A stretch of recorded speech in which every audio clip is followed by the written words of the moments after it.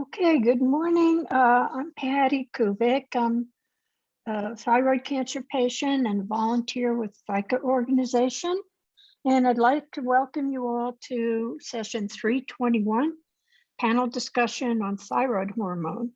We have 4 eminent physician researchers with us. They will each be presenting different aspects of thyroid hormone and treatment. And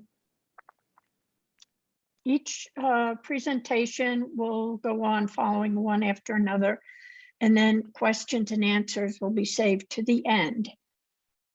Our first speaker for this panel will be Dr. Jacqueline Jonklaas. She's MD, PhD, and endocrinologist at MedStar Georgetown University Medical Center in Washington.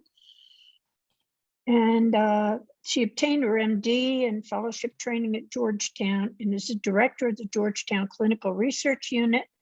She's published research regarding treatment and outcomes in patients and is the chief operating officer of the American Thyroid Association.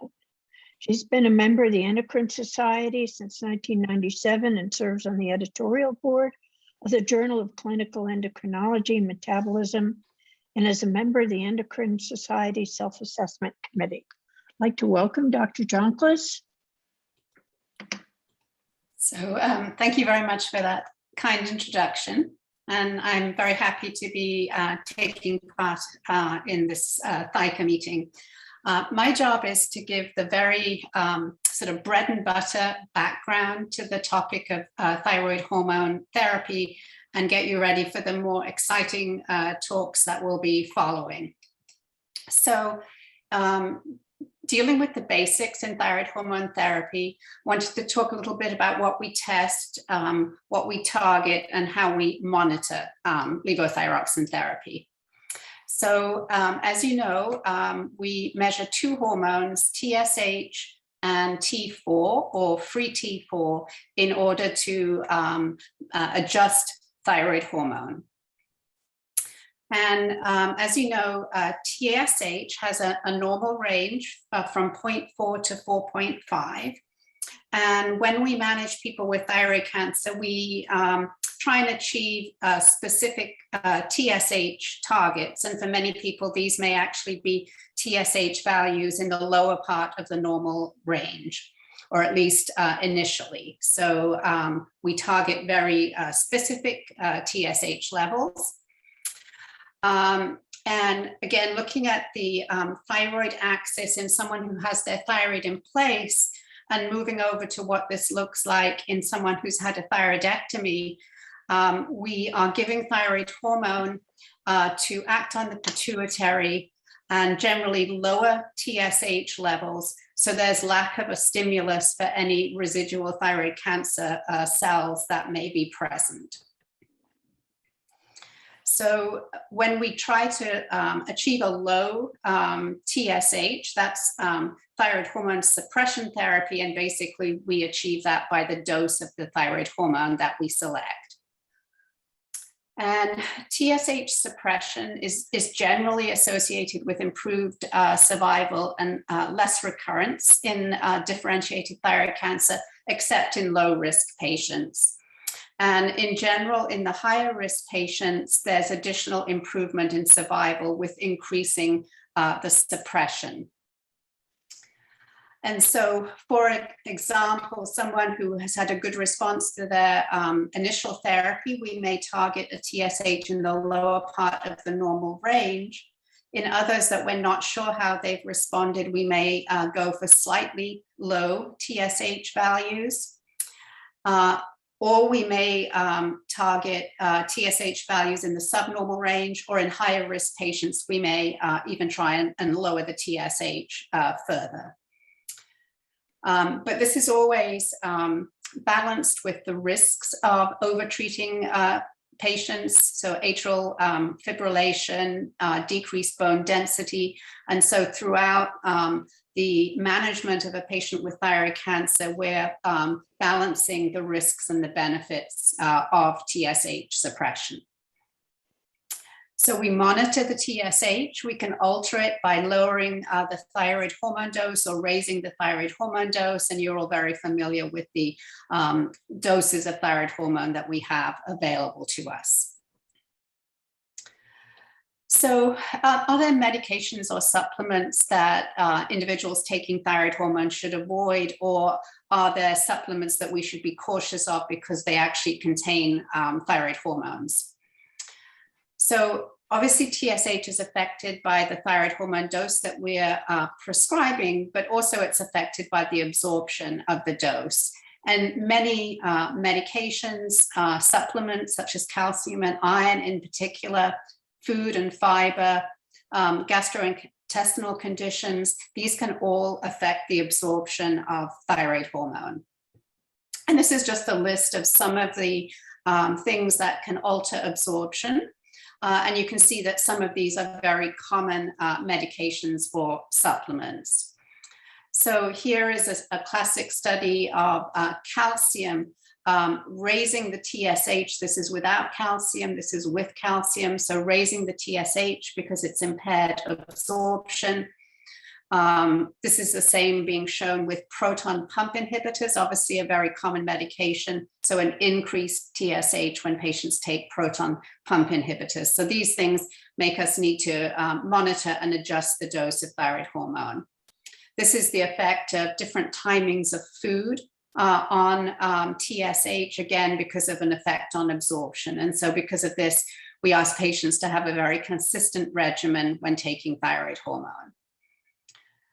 And these are just a list of some of the GI conditions that, by virtue of altering gastric acidity, can lead to absorption issues. How about supplements? So this is just a picture of an over-the-counter supplement called a Thyroid Booster. And lo and behold, it contains freeze-dried thyroid hormone. So we have to be very careful of these types of supplements. And this is a figure from a study where Dr. Burnett examined the content of a number of different over-the-counter supplements. And this was their content of T4 and T3. So these supplements need to be approached with caution. So how about the issue of brands versus generics? So different products certainly may have different absorption because of their inert ingredients. And so generally we do like patients to stay on the same formulation if it's possible. If a change is necessary because of absorption, if a change is necessary because of insurance issues, we do recommend rechecking the thyroid function after the change. And there have been various reports across the world of formulation changes being associated with side effects, presumably due to altered absorption. Other studies suggest that switching products doesn't have a big impact, but it's good for us to be aware of potential issues due to changes in different products. And then finally, is there altered effectiveness of thyroid hormone over time? Sometimes patients ask us about this. And generally, we don't know of any decrease in levothyroxine effectiveness when it's taken over time. Certainly, the dose requirement may fluctuate with weight changes. And as we discussed, there can be altered absorption or in addition, altered metabolism caused by other medications, which will affect the dose. And there can be a decrease in dose requirement with age, but there's nothing intrinsic in the levothyroxine that becomes less effective as therapy continues over time.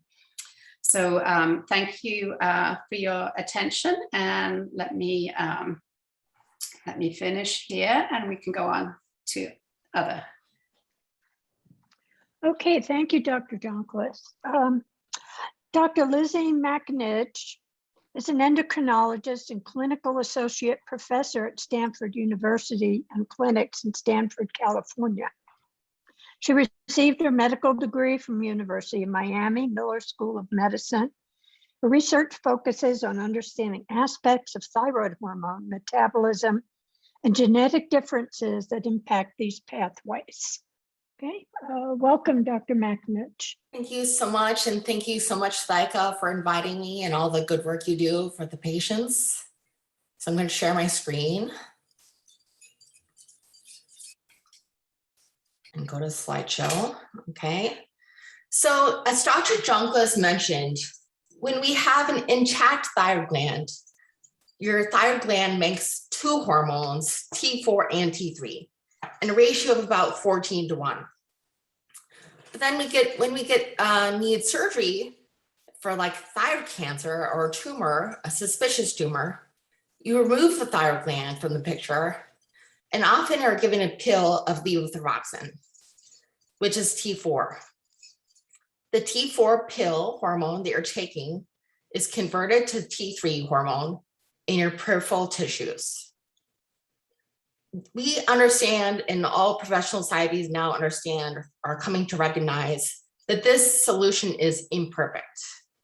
So ideally, there'll be a new treatment to replace the thyroid hormone exactly as it was, and with T4 and T3 ratio hormones in about 14:1. But this doesn't quite exist yet. So what do we have right now on the market? So you have three options for thyroid hormone pills. You have levothyroxine, which most of you are probably very familiar with, liothyronine, which is the T3 pill, and desiccated thyroid. Okay, so where do these three treatments derive from? So levothyroxine and liothyronine are synthetic drugs, meaning that they're made in the lab. Desiccated thyroid is often called natural because it derives originally from dried pig thyroid gland. But nowadays, that dried desiccated thyroid is taken to a lab where the thyroid chemicals are extracted and put into pills. So it's not as natural as the process used to be decades ago. So the active ingredients of these drugs are different. So the active ingredient in levothyroxine is T4. And our body tissues can convert T4 to T3 hormones. So even if you're taking levothyroxine and have no thyroid gland, you have some T3 in your bloodstream. Okay. Liothyronine is only T3. And desiccated thyroid is T4 and T3 with a ratio of about 4:1, which is much more T3 than humans naturally have. Okay.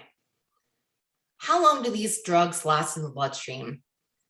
So levothyroxine lasts for weeks in the bloodstream, a long time, whereas T3 is shorter. It's about 1 day.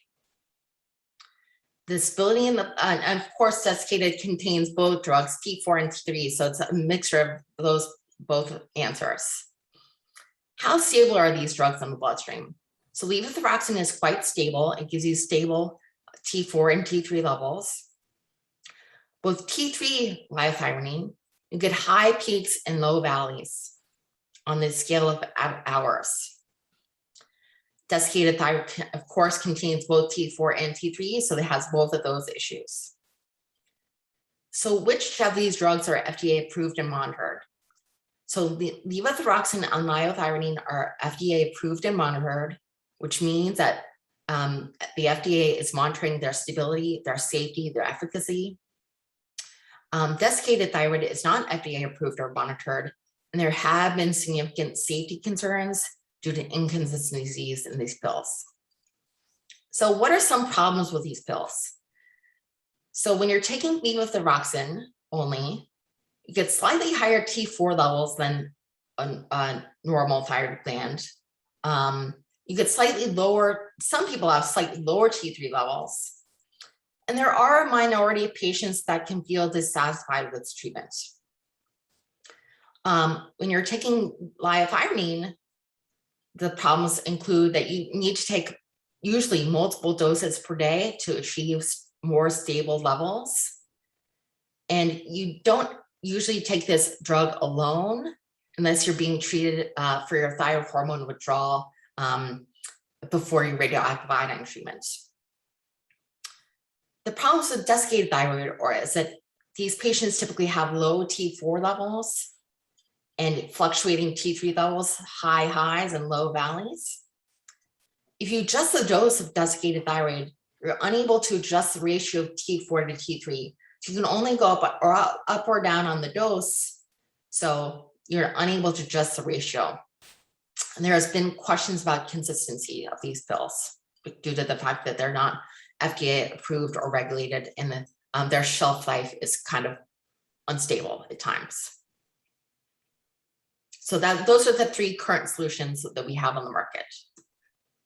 And I'll pass it on to the next speaker. Thank you, Dr. McAninch. Our next speaker is Dr. Francesco Celi. He's the William G. Blackard Professor of Medicine and Chair of the Division of Endocrinology, Diabetes and Metabolism at Virginia Commonwealth University in Richmond, Virginia. Prior to that, Dr. Celi worked as clinical investigator at National Institutes of Health, National Institute of Diabetes, Digestive and Kidney Diseases in Bethesda, Maryland. He's a graduate of the University of Rome, La Sapienza, and a diplomat of the American Board of Internal Medicine, with subsequent subspecialty in endocrinology, diabetes, and metabolism. Dr. Celi conducts both clinical and translational research, and his scientific interest is focused on the physiology and pathophysiology of thyroid hormone action as it relates to energy metabolism. Dr. Celi's clinical interests are thyroid disease with a specific focus on thyroid ultrasound, fine needle aspiration biopsy, and multidisciplinary of management thyroid cancer. I'd like to welcome Dr. Celi. Thank you for being here. Thank you, Patty. Can I have a thumbs up for the slides? You see the slides? We do. It for yes. Yay, great. So it's a real honor being invited by ThyCa, and sorry for my accent. I've been working on for 30 plus years with little improvement, so you're stuck. I do have financial disclosures. Those are all companies that produce thyroid hormone formulations I'm helping in developing. And that's again, I already see tons of questions, and we all decided to have a very short presentation and keep it as interactive as possible. So the way I wanted to do it is just to introduce myself and my point of view in this discussion, and then going on the questions. So yes, that's me. It's kind of a diverse background and flipping back and forth between bench research, clinical practice, and clinical research. And the way I approach clinical research and clinical practice is the result of this duality between looking at a patient as a partner in care and also discussing with patients as partner in science. So there is this kind of dichotomy I'm working on. And in essence, if I have to distill 30 plus years of research, is what makes so different and tissue specific the action of thyroid hormone. So we have this hormone T4 and to some degree T3 that are pretty solidly stable in the patient circulation, in the individual circulation. But then the activity of thyroid hormone changes almost minute by minute in different tissues. So what are the elements that drive the regulation of thyroid hormone signaling? Because that's at the end is what really interests us as patients. I want to feel okay. I don't necessarily care about the number per se. And how we as researchers and clinicians can help with, as Lizzie said, imperfect tools, even just giving the same amount of thyroid hormone, simply because it will come from the mouth and from the digestive tissue system rather than from blood, is never going to be full identical replacement of thyroid. And that's something we need to recognize. My focus right now is on energy metabolism. So the never-ending question, why I'm gaining weight after I became hypothyroid, and also as important, why I don't feel okay. So those are the questions I like to tackle. And T3, when can it be used? Why do some doctors prescribe it and others don't? Why do patients believe it helps them to be more than doctors acknowledge? Well, here's there is attention. I personally did some research back in the 2010 or so, when we asked the question, well, what happens if we give T3 instead of T4? And we did it at the NIH. And what we noted, so we were very sure, so our patients had zero production of thyroid hormone, either they had thyroidectomy or we were really sure they had no thyroid hormone production. And we gave the same amount, the amount of thyroid hormone, either T4 or T3, that would keep the TSH at the same level. Sure enough, giving T3 in 3 times a day with multiple adjustments, I mean, our volunteers were heroes. It took 6 months to bring them to target. In doing so, we demonstrated that by using only T3, we can achieve a lower weight and somewhat lower cholesterol. Much to our surprise, there was really no major difference in reported outcome, no difference in well-being, no difference in depression scales, not even ability of recognizing whether they were taking T4 or T3. But that was an extreme study. The question is a bit different. We know that patients that are taking levothyroxine only tend to have a slightly skewed thyroid hormone levels. So T4 that tends to be on the higher side, T3 that tends to be on the lower side. For most of patients, that is not a problem. Some patients do not do well, and some patients have quite extreme variation in these discrepancies, and we don't know, honestly, we do not know which patients may benefit from alternative treatment. So from the medical perspective, we go on the safe side. We want to err on the safe side, and we want to keep the patients in what we know in large studies that is the safe, quote, safe zone. But then in the personal relationship with patients, we always ask ourselves, can we do better? And that leads to the second question, what is a number? My number results are where my doctor wants, but I don't feel well. I had surgery 2 years ago, so I know I don't feel like I did pre-thyroidectomy. That's a really very valuable question. And that's something we are tackling right now at Richmond. So we have a study in which we are recruiting patients before surgery, and then we look what happens then. And it's difficult. It's incredibly difficult. It's taxing on patients. There's this little virus going around that makes life a bit more difficult in recruiting patients, but those are very valid questions. And they can only be addressed by working with patients, by being involved in research, in which I need to step back.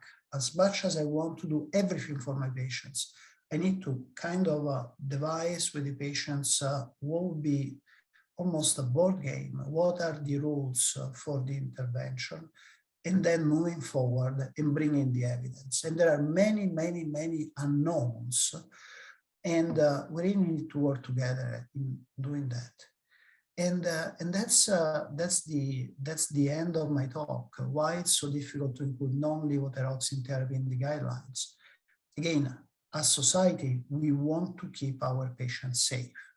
So yes, thyroid extracts are very natural if you happen to be a pig. I'm not sure whether that's the same for humans. At the same time, thyroid extracts have been used with decent success since 1850 or so. So do we know whether they work or not? There is some data, not enough to make a conclusion. And I really want to end my talk with a pitch in working together in knowing that we need to have solid evidence, in knowing that there are multiple layers of complexity in the individual's in the individual physiology and in the individual background that can overlap in terms of symptoms and signs of what can be hypothyroidism, simply because thyroid hormone affects virtually all of the organ function of the individuals, and every individual is a bit different. So it's from the research standpoint, and I'm sure Dr. Bianco will pitch on that, it's incredibly difficult. And to me, what is so important is setting up a very rigorous scientific process when we are involved in research. And I spend lots of time with my study patients discussing, okay, this is what we do in research. And then once we have completed the trial, then we can try to make changes as long as we are in the safe zone, as Dr. Jonklaas discussed before. And thank you. I hope I haven't been too long. I'm sure there will be plenty of questions. Dr. Bianco. Oh, thank you, Dr. Celi. There are going to be a lot of questions at the end of this. Our next speaker is Dr. Antonio Bianco. He is an endocrinologist at the University of Chicago Department of Medicine. Dr. Bianco received his MD from Santa Casa Medical School and a PhD in human physiology at the University of Sao Paulo, Brazil.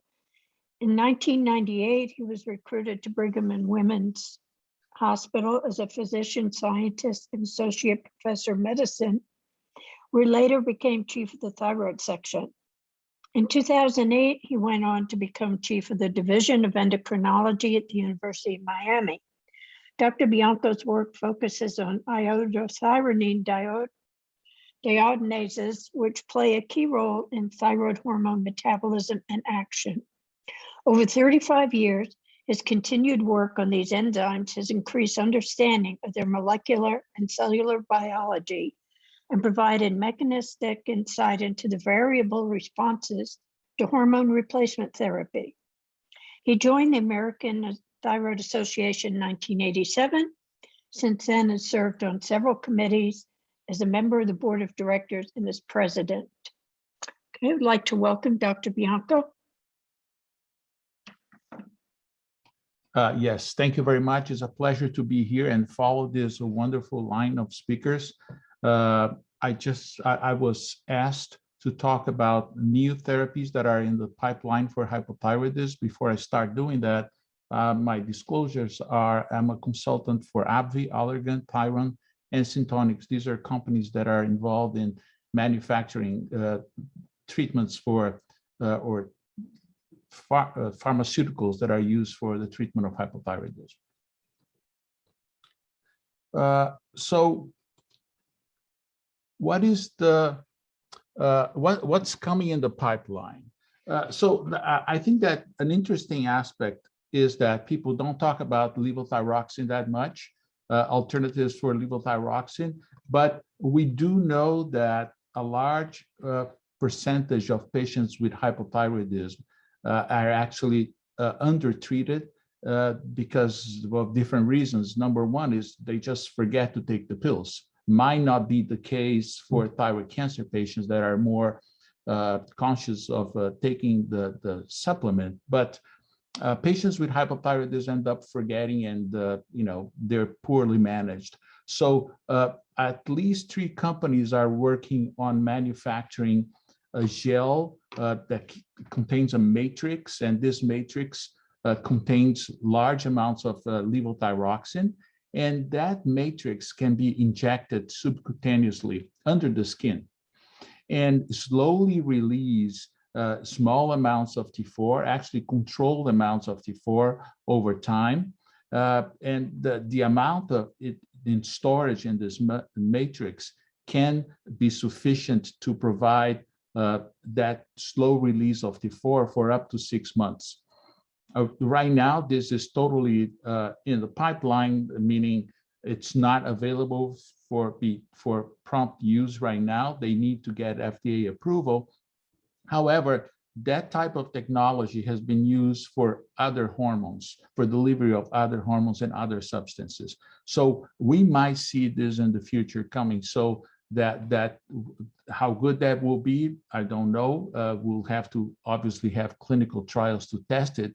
But the idea of the patient getting one shot of T4 and then be done with for the next 6 months, if that works, it's pretty ingenious, pretty nice. I think patients will appreciate that.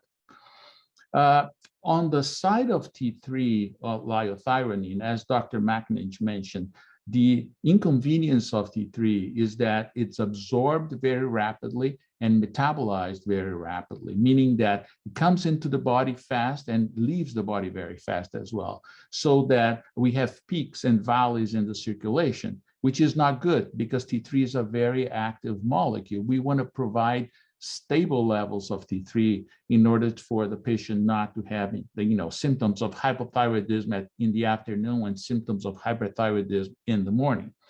So one strategy to avoid that has been developed over the years by Dr. Ferruccio Santini from the University of Pisa, and it's based on this molecule known as T3 sulfate. T3 sulfate is an inactive molecule. It doesn't do anything. It's a dead molecule.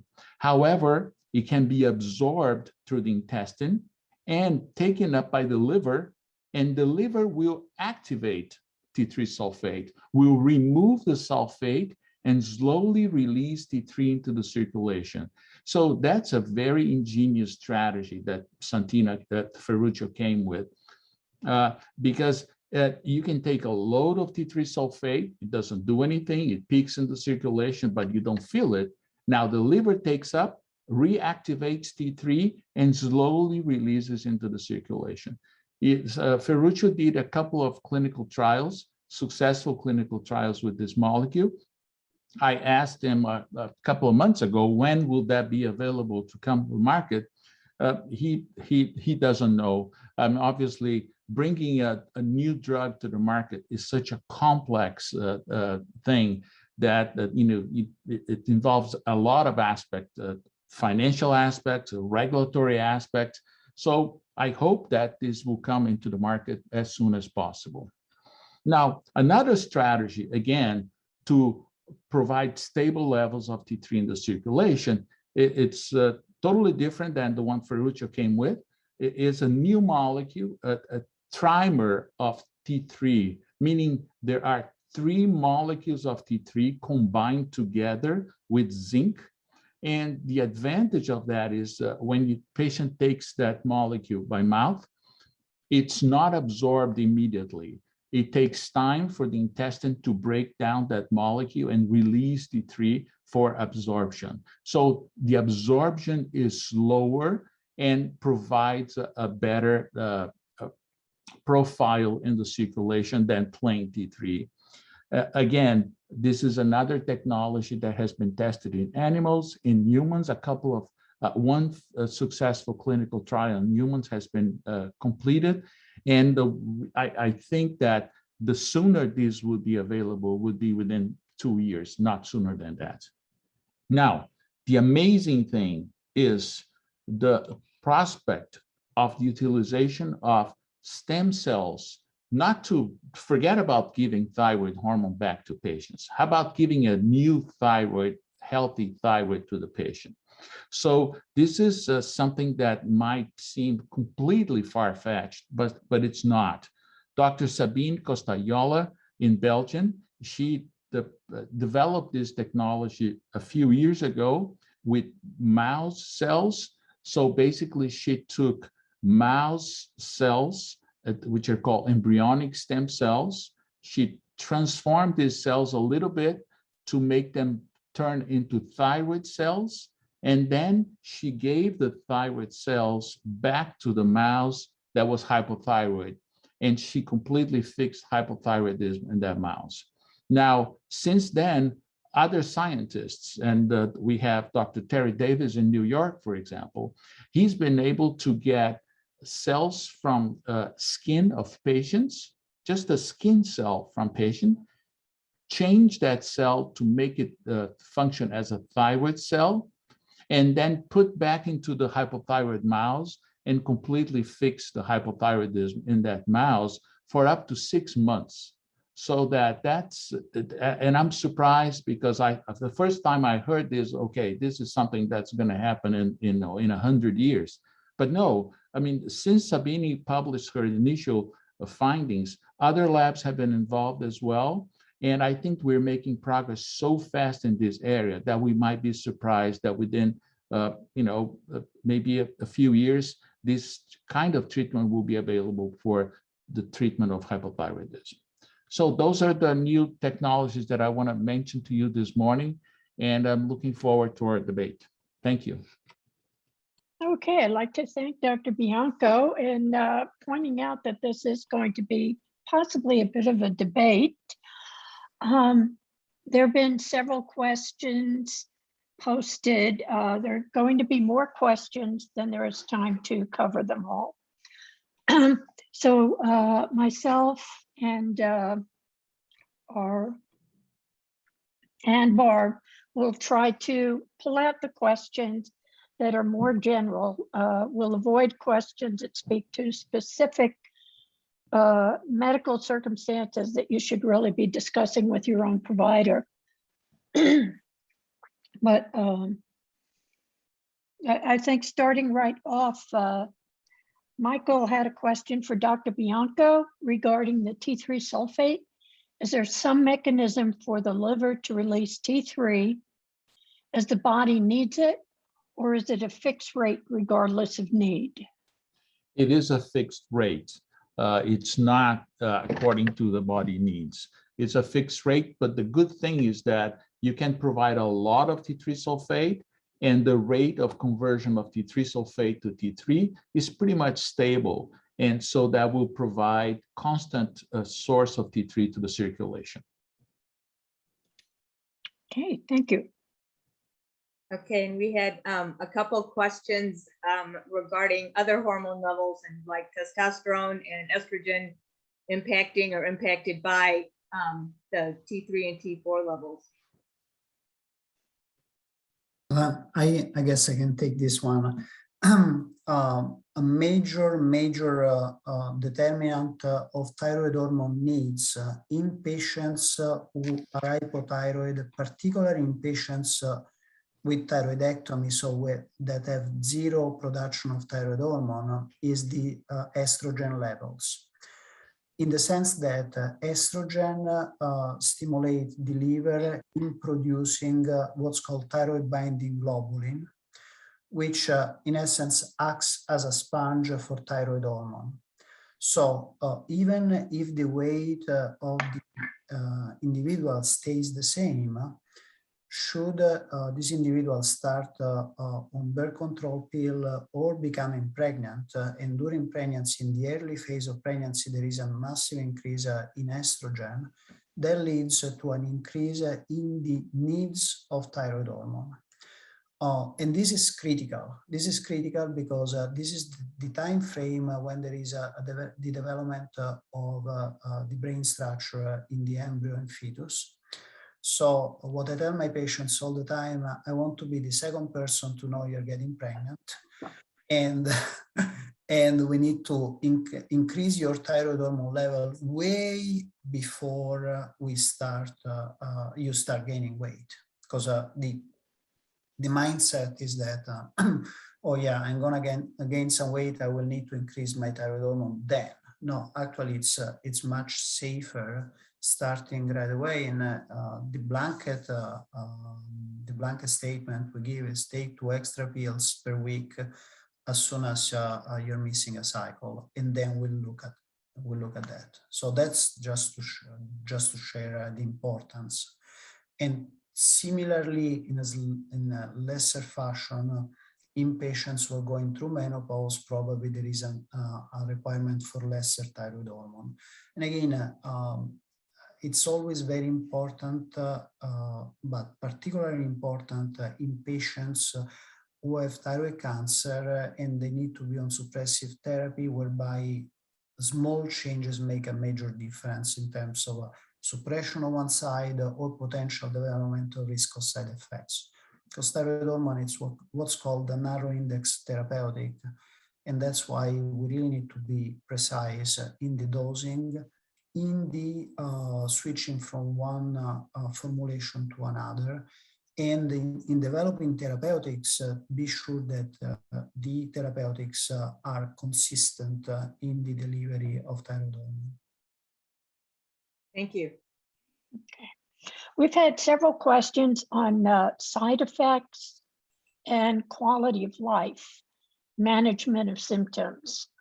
And related to that is reluctance of many to test and look at T3. How to balance thyroid hormone levels with the patient's quality of life management of symptoms. I think Dr. Jonklaas, would you like to take this one? Yeah, so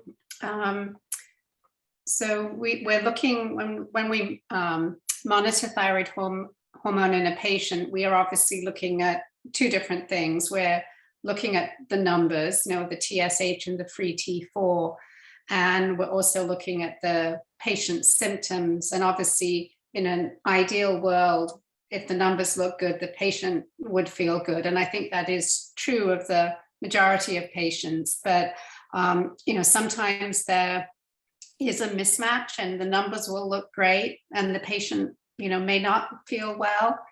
And I think most of us would initiate a workup for other potential causes, of those symptoms. Is it the patient is not getting enough sleep? Are they going through a divorce? Are there other things going on? But I think if we do not identify any other causes of the patient's symptoms, I think that is a case where we would have a discussion with that patient about whether we could change the therapy, and that might include what we call combination therapy with adding some T3. So I think a patient who continues to be symptomatic and we don't have other explanation, I think that is a reasonable case for a trial of T3 to see if that resolves the symptoms. But I think if that is done, we have to be sure that it actually does resolve the symptoms, because there are more risks with combination therapy. So if it doesn't make the patient feel better, we wouldn't, continue it. But yeah, I think residual symptoms are what, I think all of us have been, all the panel here have been involved in thinking about new trials of combination therapy. And that's something that would make us consider someone a potential participant in a trial of combination therapy if they have residual symptoms on the levothyroxine. I'd like to ask here, though, is there a difference between people who have dysfunctional thyroid versus the group audience here, which should be mainly thyroid cancer patients who have had total thyroidectomies? So I that's guess a great question. That is a great question. Maybe we let you answer. So there is a difference in that someone who has Hashimoto's disease may be still making a little bit of T3 from their thyroid, depending on how much functional thyroid they have. Whereas someone who has had a thyroidectomy, they're missing all the T3 component from their thyroid gland. So possibly people who have no functional thyroid tissue may be sort of better candidates for combination therapy, than people with other causes of hypothyroidism. I don't know if anyone else, Francesco or Lizzie or Tony, whether you wanted to comment. Yeah, I like to jump in because we had a long discussions, very friendly, no debate, just pure discussion. But from the research standpoint, this is a critical question. So who are we looking at? How the pathophysiology is different in one case versus another. And as Dr. Jonklaas stated, yes, the obvious difference is that patients who have thyroid cancer tend to go from a state of normal thyroid production all of a sudden to complete lack of thyroid production.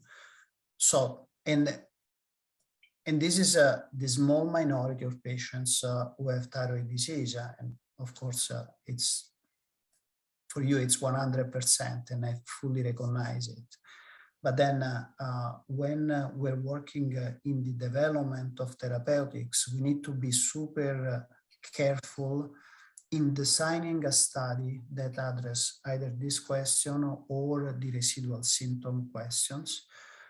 Residual symptoms become even more complicated in patients who develop progressive loss of thyroid function, because first of all, autoimmune thyroid disease is quite often associated with other conditions.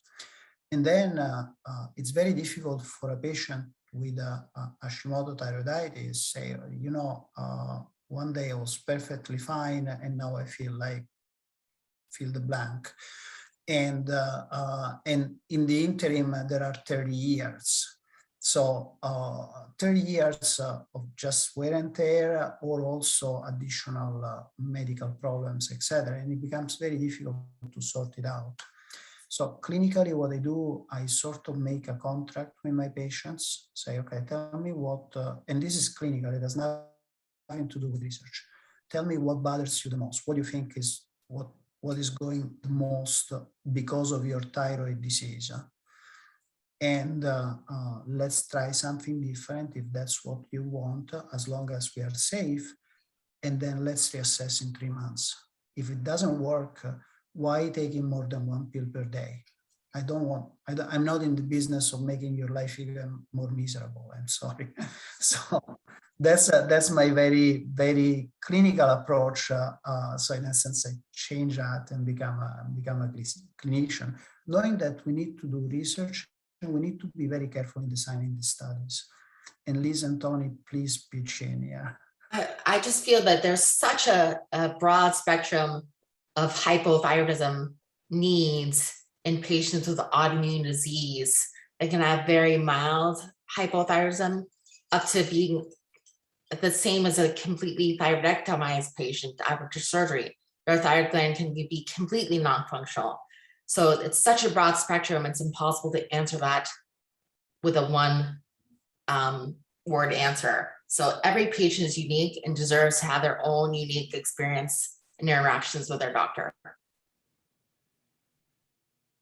Yeah, just a point that no one mentioned, might not be applied to the population of the patients that are listening to us today. But when we talk about hypothyroidism, a larger than expected number of patients don't have hypothyroidism and have been placed on levothyroxine therapy just because their TSH was borderline or because they had very convincing symptoms, but in fact, they don't have hypothyroidism. And those patients are symptomatic. They will remain symptomatic no matter what combination of thyroid hormone you give.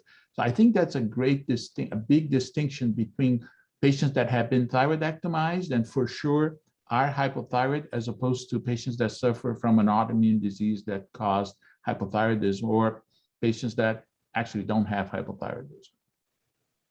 And this next question might follow up along those lines there too.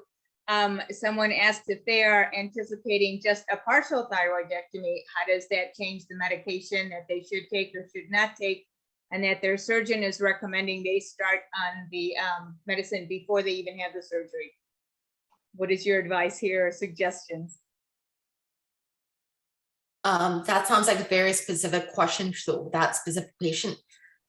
If the patient is making normal thyroid hormone levels, we usually don't start them on treatment before the surgery.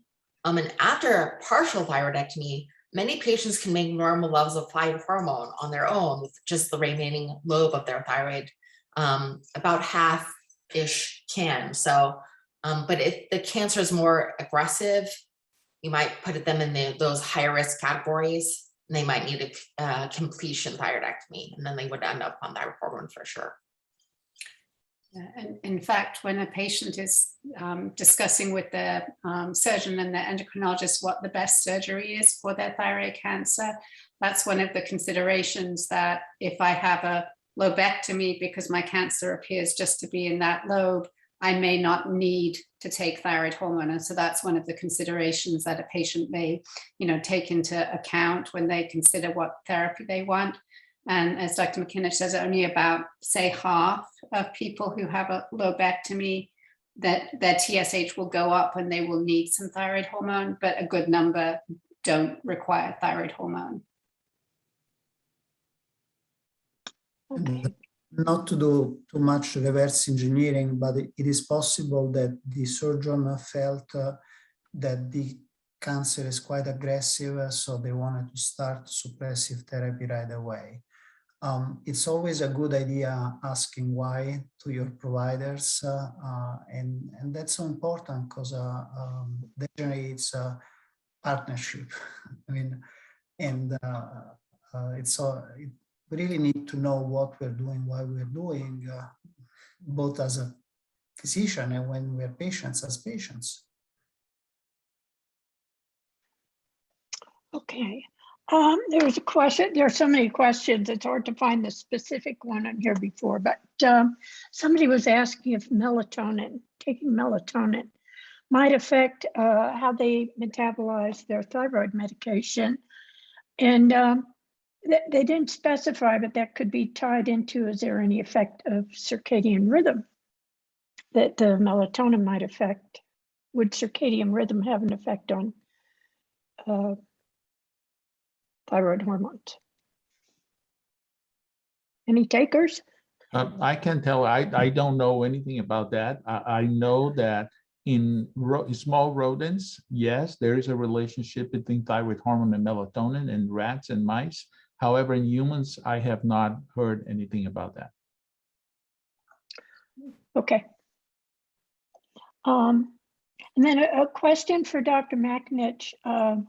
Research showing inconsistent T3 and low T4 levels when taking desiccated thyroid.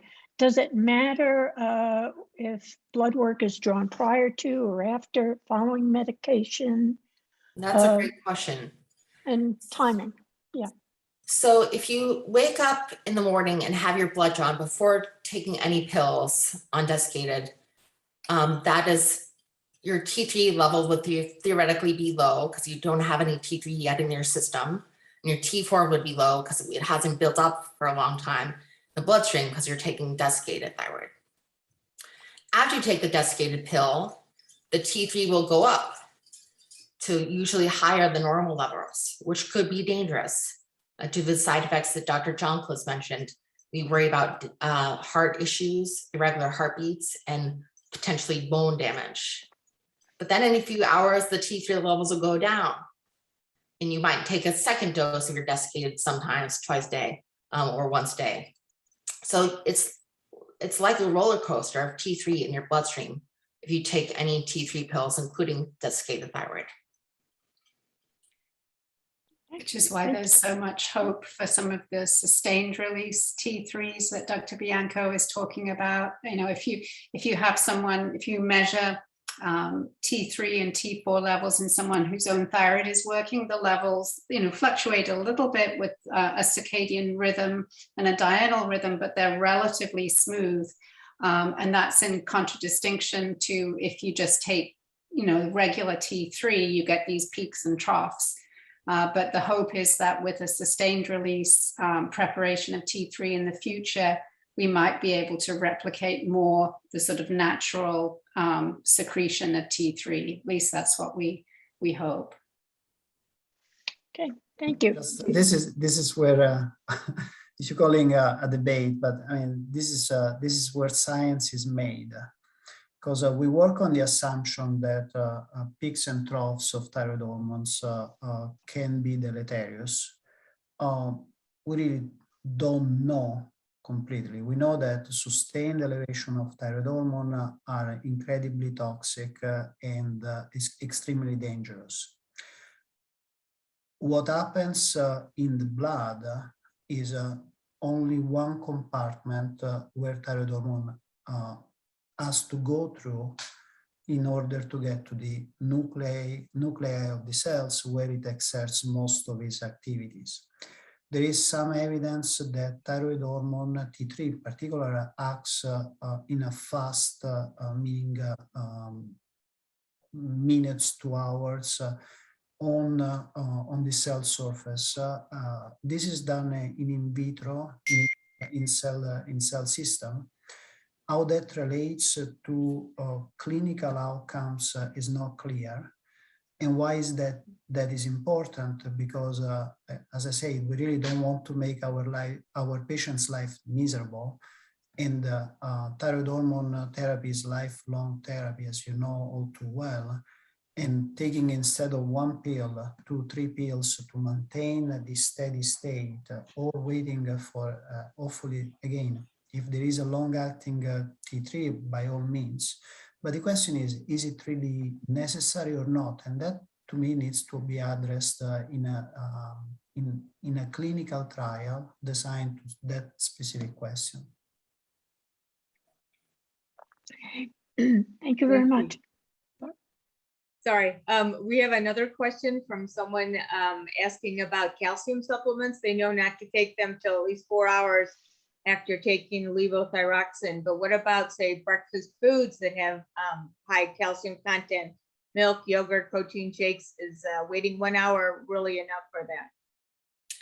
Yeah, I think with the timing of levothyroxine, it's always a balance between having a routine that someone can comply with and, remember to take their thyroid hormone.